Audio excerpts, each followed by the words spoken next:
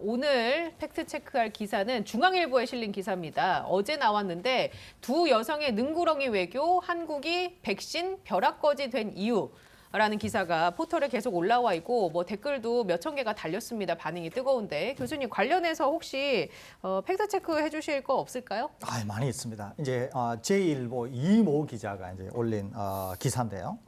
이게 이제 메인에 한참 걸려 있었습니다. 거기에다가 댓글이 수천 개가 붙으면서 굉장히 이제 뜨거운 그런 기사였다고 볼 수 있습니다. 그런데 이제 뜨거운 이유가 있겠죠. 이게 내용적으로 저도 이제 읽어봤는데요. 기사가 상당히 깁니다. 긴데 내용적으로 상당히 문제가 있다 이런 생각을 갖고 있습니다. 조금 전에 우리 강 기자께서 말씀하시기를 화이자 백신과 아스트라제네카 백신의 총 사망이 123명. 그러니까 인과관계는 없다고 하더라도 123명이고 화이자 백신에 의한 사망이 65명. 아스트라제네카 백신에 의한 것이 58명. 그러니까 화이자가 실제로 7명이나 더 사망자가 많다는 거죠. 그런데 여러분 언론에서 보시다시피 아스트라제네카에 대한 사망은 그냥 대부분의 언론이 대서특필하지 않습니까? 그러는데 화이자 백신에 대한 사망, 그러니까 인과관계는 없다고 하더라도 선후관계로서 화이자 백신을 접종하고 나서 사망이 일어난 것은 거의 다루지를 않거든요. 그러면서 이제 계속 어떤 문제를 증폭하고 있다는 거죠. 이 제1보 이모 기자가 다룬 것은 말하자면 이런 겁니다. 유럽연합 집행부가 최근에 화이자 백신을 18억 회분, 그러니까 EU 연합 공동체의 인구가 4억 5천만 명인데 이 4억 5천만 명을 두 번 접종할 수 있는 그런 분량을 확보했다. 이제 이것을 기본으로 해서 이제 이 언론이 보도하고 있습니다. 그런데 이제 이 언론 보도의 내용에서 몇 가지 짚어볼 것은 첫째 하나는 이겁니다. 우리 정부 당국을 강력히 질타를 하면서 왜 백신을 제대로 확보를 못했느냐라고 합니다. 이때 왜 백신을 제대로 확보 못했느냐라고 하는 기저에는 왜 화이자 백신을 적극적으로 확보 못했느냐라고 하는 질타가 일단 눈에 띄옵니다. 그것은 유럽연합에 대한 화이자 백신의 확보를 얘기하면서 일단 빗대어서 얘기하고 있다는 거죠. 비교를 하는 거죠. 그렇습니다.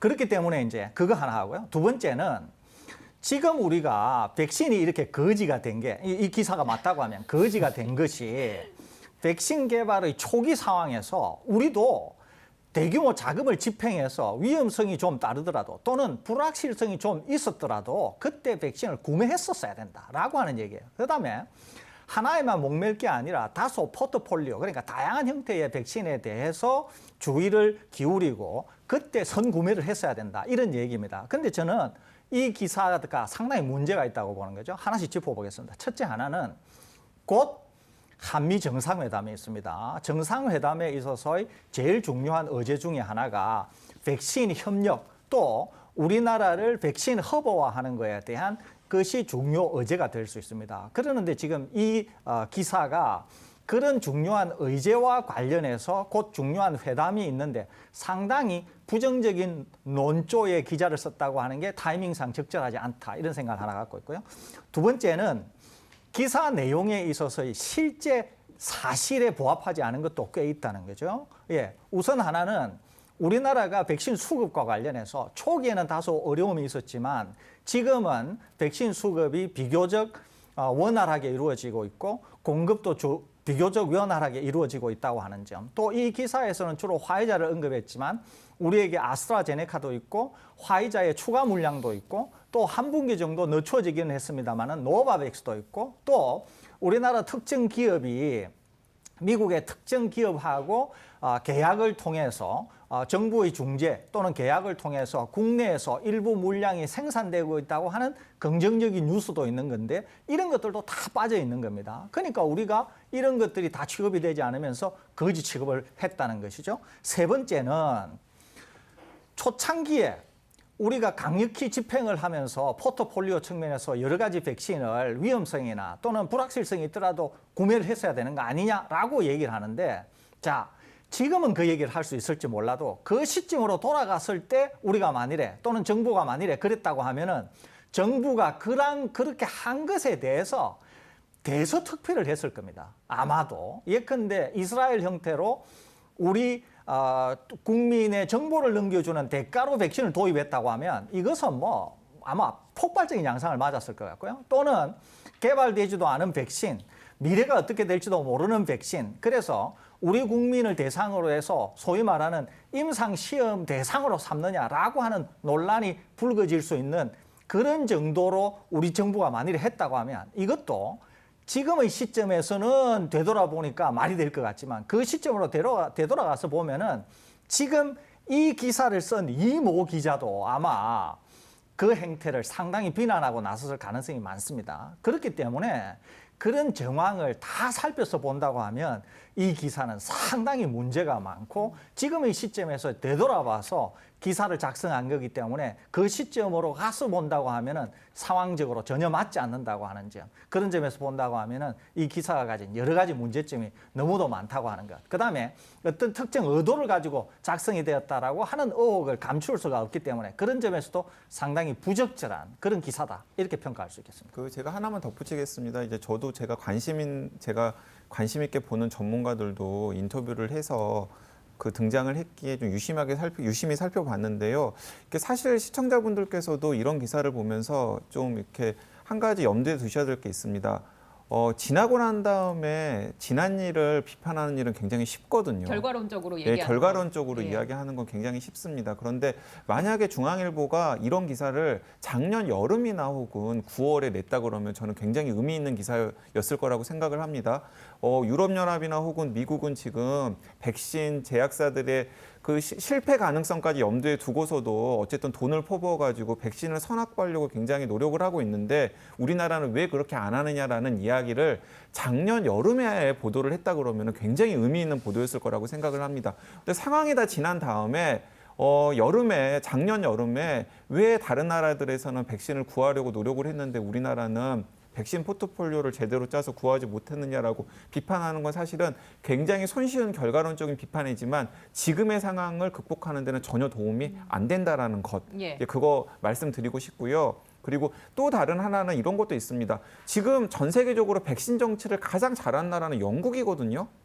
근데 영국 같은 경우에는 화이자 백신이 아니라 아스트라제네카 백신으로 지금의 상황을 호전시켰습니다. 자, 그러면은 중앙일보 같은 언론에서 설대우 교수님은 제1일보라고 하셨습니다만 저는 뭐 다 아는 사실이니까 중앙일보라고 하겠습니다.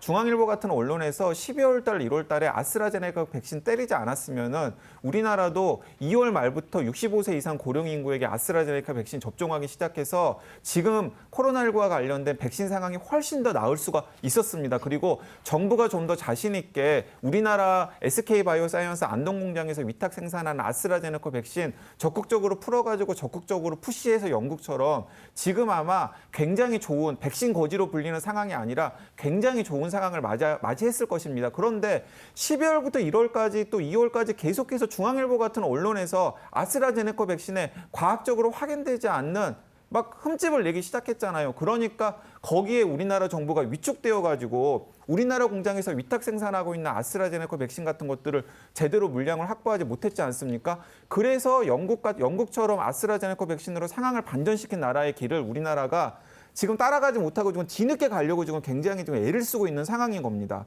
자, 그래서 이런 자기가 지난 시간에 했던 비판에 때문에 우리나라 백신 정치가 엉망진창이 된 사실에 반성이 없이 이런 기사를 쓰는 것은 제가 생각하기에는 상당히 좀 비판받아 마땅하다는 생각이 들고요. 중간중간에 팩트 체크가 제대로 안 된 내용도 많습니다.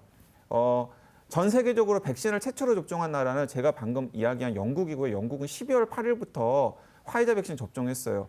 여기서는 이스라엘이 처음 접종했다고 나와 있더라고요. 그러니까 기본적인 팩트 체크도 안 된 기사라는 걸 거기서도 확인할 수가 있는 거죠. 지금 댓글이 지금 시각으로 한 6,573개 정도 달렸는데 베스트 댓글은 기자야 역사 앞에 부끄럽지 않은 사람이 되라. 뭐 이런 기사의 댓글이 달려 있고 벼락 거지가 아니라 거지 같은 기사가 아니겠느냐, 뭐 이런 댓글이 또 있습니다. 그러니까 설대우 교수님이나 해드렸습니다. 네, 설대우 교수님이나 저라고 해서 결과론적인 비판 왜 못하겠습니까? 예. 그런데 그런 결과론적인 비판 해봤자 지금 상황을 반전시키는 데는 도움이 안 되기 때문에 계속해서 지금 이 시점에서 우리가 가장 잘할 수 있는 일이 무엇인지를 고민하고 제안을 드리는 것이죠.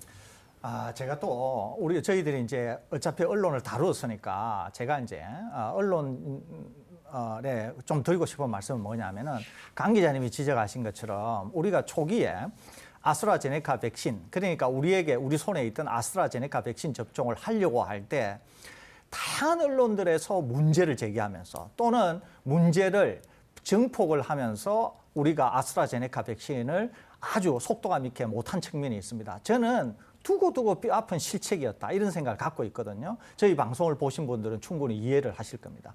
우리가 그때 아스트라제네카 백신을 과감하게 접종했더라면은 지금의 영국보다 상황이 훨씬 좋아졌을 겁니다. 거기에다가 우리는 마스크 착용을 잘 하시기 때문에 그 어떤 나라들보다 이 바이러스를 통제를 잘하면서 완전히 코로나 이전으로 돌아갈 수 있었는데 그러지 못했다고 하는 점 매우 아쉽거든요. 그렇기 때문에 지금이라도 언론이 정말 우리에게 있어서 중요한 게 뭔지 그런 점에 있어서 뭔가 기사를 쓰는 게 낫지 전혀 우리에게 도움도 되지 않는 흠집내기나 또는 사실 왜곡 또는 어떤 부정적인 이런 데 대한 기사는 뭔가 좀 자제해야 되지 않을까 이런 생각이 듭니다. 사실 알겠습니다. 그때 아스트라제네카 백신 접종을 공격적으로 했더라면은 6월 달에 마스크 착용 안 안 해도 되는 상황이었을 겁니다. 예, 근데 이제 일정 그걸 부분- 지금 중앙일보 같은 언론이 네. 막은 거예요. 일정 부분 책임을 좀 느껴야겠습니다. 언론들이. 알겠습니다. 자, 지금까지 서울대우 중앙대 약학대학 교수 강양구 TBS 과학전문기자와 얘기 나눴고요. 저도 여기에서 인사드리겠습니다. 고맙습니다.